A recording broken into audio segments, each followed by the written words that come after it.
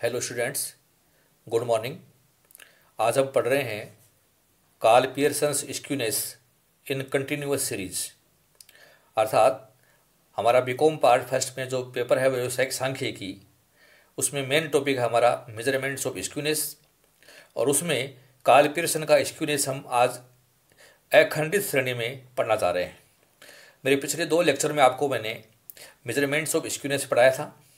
कल के लेक्चर में इंडिविजुअल सीरीज में कार्ल पियर्सन का विषमता गुणांक कैसे ज्ञात करते हैं ये मैंने आपको सिखाया था। और आज भी हम कार्ल पियर्सन का विषमता गुणांक एक अखंडित श्रेणी में कैसे ज्ञात करें।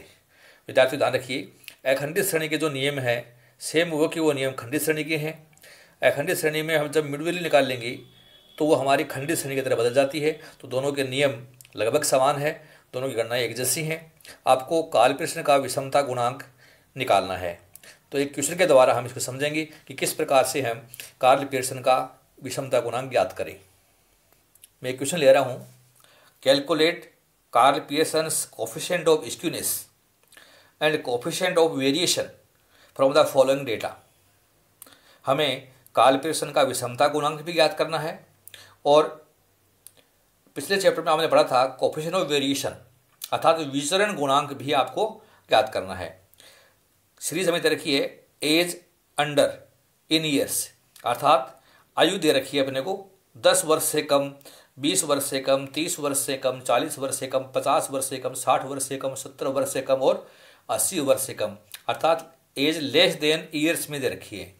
और उसके सामने दे रखा है नंबर ऑफ पर्सन्स, अर्थात 10 साल से कम वाले 5 व्यक्ति हैं, 20 वर्ष से कम वाले 15 हैं, 30 वर्ष से कम वाले 30 हैं, 40 वर्ष से कम वाले 50 हैं, 50 वर्ष से कम आयु के 80 व्यक्ति हैं, 60 साल से कम आयु के 100 व्यक्ति हैं, 70 साल से कम आयु के 120 व्यक्ति हैं और 80 वर्ष से कम आयु के 125 व्यक्ति हैं। तो आपने देखा जो सीरीज लेस देन में होती है वो एक कंटिन्यूअस सीरीज होती है। मैंने आपको मेरे पिछले लेक्चर से समझाया था कि हमारी सीरीज लेस देन में है या मोर देन में है या मिड वैल्यू के रूप में है या क्लासेज दे रखी हैं, ग्रुप्स दे रखे हैं, तो वो एक कंटिन्यूअस सीरीज होती है।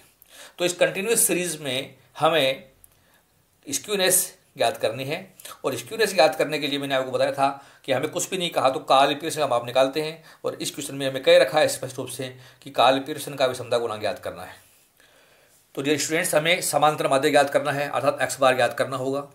हमें स्टैंडर्ड डेविएशन भी ज्ञात करना होगा। अब मेन पॉइंट ये है, यदि आप बहुलक इसमें आसानी से निकाल सकते हो मोड, तो मोड के आधार पर हम हल कर लेंगे। और अगर मोड स्पष्ट नहीं लग रहा है आपको तो हम मीडियन के आधार पर कोफिशिएंट ऑफ स्क्यूनेस ज्ञात करेंगे। तो कैसे ज्ञात करते हैं ये हम आज के क्वेश्चन में इसको अच्छे तरीके से समझना चाहते हैं। हमारे अर्थमेटिक मीन के जो रूल्स हैं वही हैं जो आपने मेरे पिछले लेक्चर में पढ़े थे। स्टैंडर्ड डेविएशन भी आपको ज्ञात करना है और हमें मोड भी ज्ञात करना है। देखा जाए तो ये जो टॉपिक है स्क्यूनेस का, ये 3 चैप्टर का रिविजन हो गया आपका। हमारा क्लासिफिकेशन का चैप्टर, हमारा स्टैटिस्टिकल एवरेजेस का टॉपिक और हमारा मेजरमेंट ऑफ डिस्पर्सन का टॉपिक, इन तीनों चैप्टर्स का ये एक तरीके से रिवीजन भी है। अच्छे तरीके से आपको हल करना, वो तीनों टॉपिक आते हैं तो आपको स्क्यूनेस भी अच्छी तरीके से आ जाएगी। तो ये क्वेश्चन हम कैसे सॉल्व करें, कंटिन्यूस सीरीज का स्क्यूनेस कैसे ज्ञात करें, वेरिएशन कोफिशिएंट कैसे ज्ञात करें, ये हम आज के लेक्चर में समझ रहे हैं। सॉल्यूशन शुरू कर रहे हैं हम। Computation of coefficient of skewness and variation. Dear students, हमें पहला कॉलम मैंने आपको बनाया है एज इन ईयर्स का, दूसरा बनाया नंबर ऑफ पर्सन्स का। एज क्लासेज हम लिखेंगे, हम फ्रीक्वेंसी निकालेंगे इसकी, हम मिड वैल्यू निकालेंगे, हमारे डीएक्स क्या होंगे, हमारा एफडीएक्स क्या होगा, एफडीएक्स स्क्वायर क्या होगा, ये सब हम ज्ञात करेंगे। तो सबसे पहले हम लिखते हैं एज इन ईयर्स जो आपको क्वेश्चन में दे रखा है। और हम क्वेश्चन में दे रखा है एज अंडर में दे रखी है, तो अंडर 10 यहाँ से शुरुआत करेंगे। Under 20, under 30, under 40, under 50, under 60, under 70 and under 80, अर्थात एज अंडर में हमें दे रखी है। तो मैंने ये एज जैसे क्वेश्चन में दी थी वैसे ही उतार दी। नंबर ऑफ पर्सन्स भी हमें दे रखे हैं तो ये उतार दीजिए। पहला है 5, 15, फिर 30, क्वेश्चन के हिसाब से चलना है, फिर 50, फिर है 80, 100, 120 और 125। हमें अब वर्ग बनाने हैं और वर्ग बना के देखिए हमारा 10-10 का अंतराल है इसमें। और अंडर 10 तो पीछे भी 10 से भी पहले भी हम 10 पीछे जाएंगे, तो हमारा पहला जो वर्ग है स्टूडेंट्स वो बनेगा 0 से 10, 10-10 का अंतर है। तो दूसरा बनेगा 10 से 20, 20 से 30, 30 से 40, 40 से 50, 50 से 60, 60 से 70 और 70 से 80। आखिरी वर्ग 70 से 80 बनेगा। अब हमें इनकी फ्रीक्वेंसी निकालनी है। फ्रीक्वेंसी में दे रखी है, हमारे यहाँ कम्युलेटिव फ्रीक्वेंसी दे रखी है 10 से कम आयु वाले 5 व्यक्ति हैं, तो ये 10 से कम आयु का है, यहाँ आप आएंगे 5 व्यक्ति। 20 से कम आयु के 15 व्यक्ति हैं, तो 20 से कम का ये वर्ग भी है, ये भी है, दोनों में 15 आने चाहिए, तो मैंने 5 लिख दिया, तो बचे हुए 10 यहाँ आ जाएंगे। 30 से कम आयु के 30 व्यक्ति हैं, 30 से कम ये तीनों वर्ग हैं और तीनों में 30 आने चाहिए, 15 मैंने लिख दिया पहले से ही, तो अब 15 और आ जाएगा, तो ये 30 आ गई। 40 से कम आयु के 50 व्यक्ति हैं, 40 से कम ये चारों वर्ग हैं, इन चारों वर्गों में 50 आना चाहिए और अब तक 30 आ चुका है, तो यहाँ बचे हुए 20 आ जाएंगे। 50 से कम 80 व्यक्ति हैं, तो 50 से कम के सारे वर्ग हैं, इन सब में 80 आने चाहिए और ऊपर तक हमारा 50 आ चुका है, तो हमारी फ्रीक्वेंसी ये 30 आ जाएगी। तो पहली फ्रीक्वेंसी आपकी 5 आ गई, फिर 10 आ गई, 15 आ गई, 20 आ गई, 30 आ गई। अब 50 से 60 में कितना आए, तो 60 से कम में 100 है, 50 से कम में 80 हैं, तो ये फ्रीक्वेंसी हमारी 20 आ गई। फिर हमें 60 से 70 में चाहिए, तो 120 और 100 का अंतर आ जाएगा, तो ये आ गया 20 और ये आ गया 25। तो हमारी जो फ्रीक्वेंसी इस प्रकार से आ गई 5, 10, 15, 20, 30, 20 और लास्ट की फ्रीक्वेंसी हमारी 120 और 125, 5 का अंतर रजिस्टर्ड, तो ये लास्ट की फ्रीक्वेंसी हमारी 5 आएगी। और हम इनका सबका योग कर देते हैं, योग कर दिया मैंने 125। हमें चाहिए मिड वैल्यू, ये ग्रुप है इनकी 0 से 10 की मिड वैल्यू आएगी 5, 10 से 20 की 15, 25, 35, 45, 55, 65 और 75, ये मिड वैल्यू में निकाल ली। इन मिड वैल्यू में से हमें किसी एक को एज्यूम करना है। जैसे मैं 35 को एज्यूम कर रहा हूँ, तो मैंने यहाँ लिख दिया 35 हमारा ए है, ए मीन्स एज्यूम्ड मीन, और मैंने यहाँ भी लिख दिया है ए इक्वल टू 35। अब हमें dx निकालने हैं, और dx निकालने का मैंने आपको तरीका बताया था कि x माइनस ए करना है, x माइनस ए और डिवाइड बाई आई, और आपको i का भाग देना है। i मतलब क्लास इंटरवल, और हमारे क्लास इंटरवल 10-10 का अंतर है। तो आप देखिए सबसे पहला मिड वैल्यू हमारा है 5, और 5 में से 35 घटाइए तो माइनस के 30 बचेंगे, और माइनस के 30 में अंतराल 10 का है, तो 10 का भाग दे दीजिए, तो पहला dx हमारा आएगा माइनस का 3। अब 15 में से 35 घटाइए तो बच गए 20, माइनस के 20, और 10 का भाग दे दिया तो माइनस के 2, फिर आएगा माइनस का 1, फिर 0, प्लस का 1, प्लस के 2, प्लस के 3 और प्लस के 4। इस तरीके से हम dx निकालेंगे। तो ये हमारा स्टेप डिवीजन मेथड हमने यूज किया है। अब जो dx आपने ज्ञात किया, इनको समझ f से गुणा करना है, ये f वाला कॉलम है, -3 को 5 से गुणा करना है, तो ये माइनस के 15, माइनस के 2 को 10 से गुणा करना है, माइनस के 20, 15 को -1 से तो माइनस के 15, 20 को 0 से तो 0, 30 को 1 से तो 30, 20 को 2 से 40, 20 को 3 से तो ये आया 60, और ये 5 को 4 से तो ये आया 20।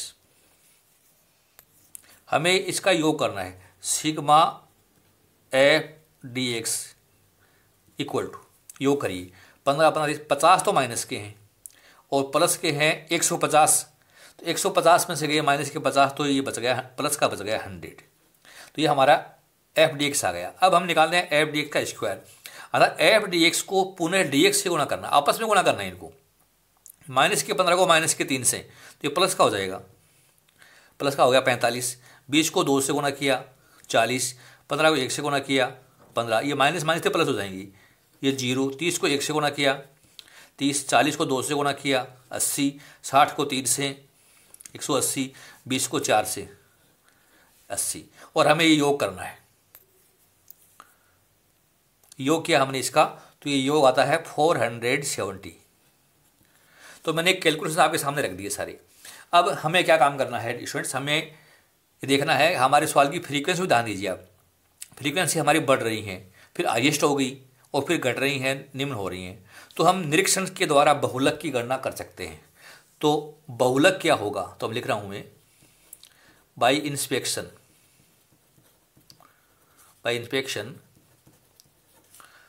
मॉडल ग्रुप इज, अब देखिए मॉडल ग्रुप हमारा है, सबसे बड़ी फ्रीक्वेंसी 30 है और मॉडल ग्रुप हमारे क्वेश्चन में आ रहा है 40 to 50, 40 से 50। तो ये हमारा मॉडल ग्रुप आ गया। हमारा बहुलक का फॉर्मूला है L1 plus delta one plus delta two into I. तो मैं इसको सॉल्व करके बता रहा हूँ। Lower limit is 40।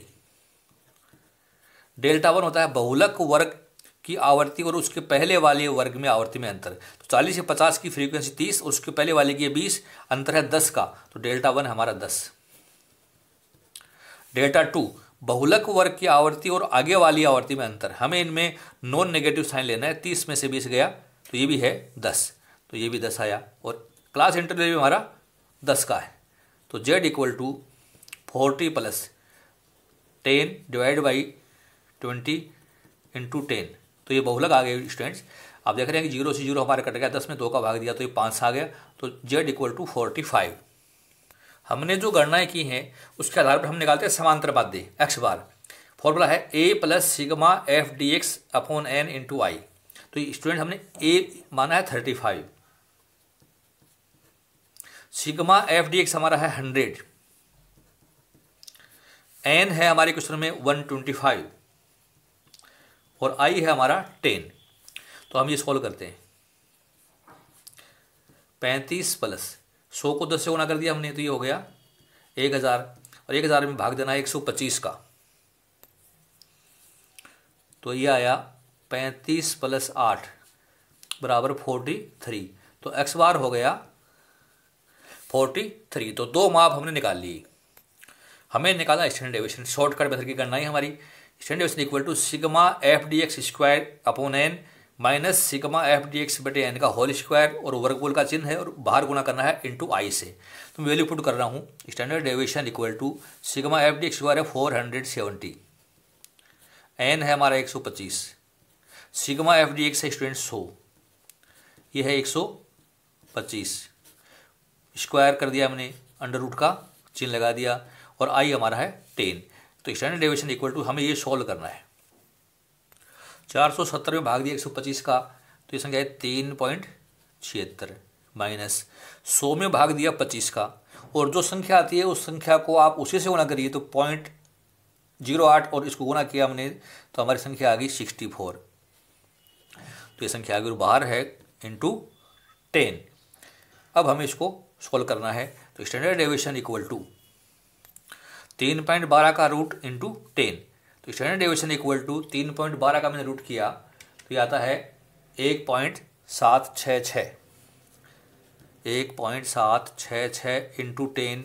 तो स्टैंडर्ड डेविएशन आपका आ गया 17.66। तो हमारा स्टैंडर्ड डेविएशन निकाल लिया 17.66।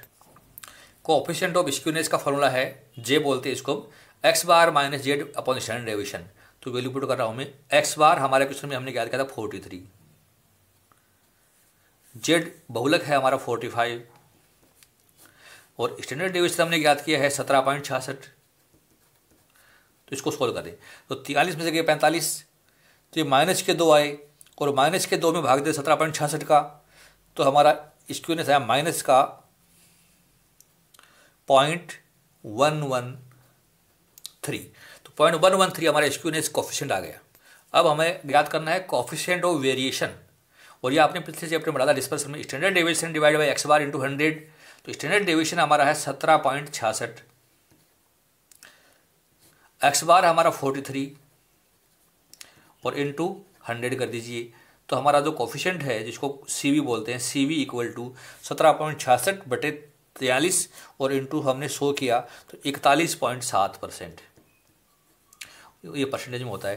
तो इस तरीके से हम एक कंटिन्यूअस सीरीज में सभी माप, कार्ल पियर्सन की विषमता गुणांक और कोएफिशिएंट ऑफ वेरिएशन इस प्रकार से याद करके दिखा सकते हैं। तो आपको ये ध्यान रखना है कि हमारा मेथड कौन सा होगा। तो विद्यार्थी ध्यान रखिए, अगर आप कंटिन्यूअस सीरीज में सवाल सोल्व करें तो मेरी राय ये है कि आप शॉर्टकट मेथड यूज करिए, और अगर सभी वर्गांतराल समान है तो आप स्टेप डेविएशन मेथड के द्वारा जो है कोएफिशिएंट ऑफ स्क्यूनेस की गणना करिए। ये बड़ा आसान रहेगा, इससे हमें अर्थमेटिक मीन याद करने में आसानी रहेगी हमें स्टैंडर्ड डेविएशन भी ज्ञात करने में आसानी रहेगी और coefficient of skewness and coefficient of variation भी बहुत आसानी से हम ज्ञात करके दिखा सकते हैं। तो ये था हमारा कंटिन्यूअस सीरीज में मेजरमेंट ऑफ स्क्यूनेस में कोफिशिएंट ऑफ स्क्यूनेस ज्ञात करने का मेथड। आपको ये लेक्चर यदि समझ में आया, सरल लगा, आप इसको लाइक कीजिए और अपने मित्रों में अधिक से अधिक इसको आप शेयर कीजिए। आपने लेक्चर ध्यान से सुना, बहुत बहुत धन्यवाद, थैंक यू सो मच। अगले लेक्चर में मैं इसका सेकंड पार्ट, जो बाउले का विषमता गुणांक है, उसकी गणना हम कैसे करेंगे ये आपको समझाऊंगा। मेरे लेक्चर जो है निरंतर आप वॉच करते रहिए और अधिक से अधिक इनको शेयर कीजिए। Thank you so much.